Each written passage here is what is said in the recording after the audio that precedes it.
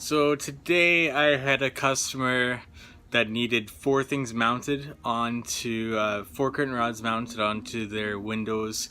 And this customer, when I got there, was already unhappy because when they first set up the TaskRabbit task, that it was for three curtain rods, and then they afterwards they wanted to add the extra one, so they didn't know how to go about adding that extra one before I got there.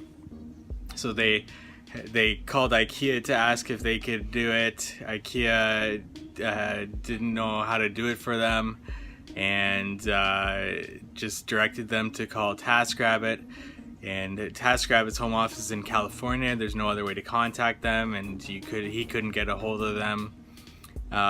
He tried to message me, but I was extremely busy. I didn't message him back till nighttime.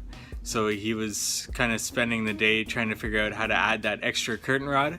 So when I finally got there, he just mentioned this to me and how he was a little bit disappointed in having to track down how he can add it. He was giving suggestions how it should be much easier to be able to add something like this, which I agree. It should be really simple and really user friendly for somebody to just be able to pick or add on things before we get there, so we know what we're getting into, and also the customer knows how much it's going to charge them.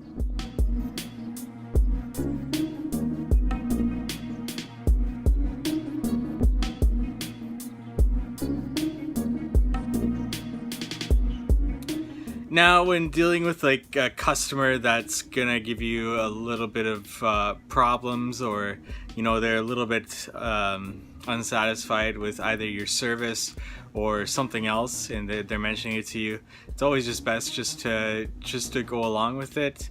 Whether you agree or disagree, you're the one that's giving the service, so you need to make sure that they know that you're listening to them, they're being listened to, which is ultimately the biggest thing with all this. They just want to know that you're taking their considerations. You're understanding where they're coming from. If you disagree with them, it's always best to start off by acknowledging what they've said and acknowledging any good points that they've made, and then bringing up something that maybe it just can't happen the way they want it to happen.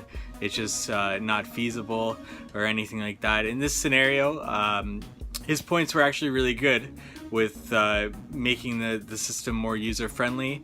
Unfortunately, I'm not in that situation to do so I just said that I would pass the word along. I think some people don't quite understand that if you're on TaskRabbit, you are a contractor. We don't work for TaskRabbit. TaskRabbit throws us the work, so we're subbed out basically.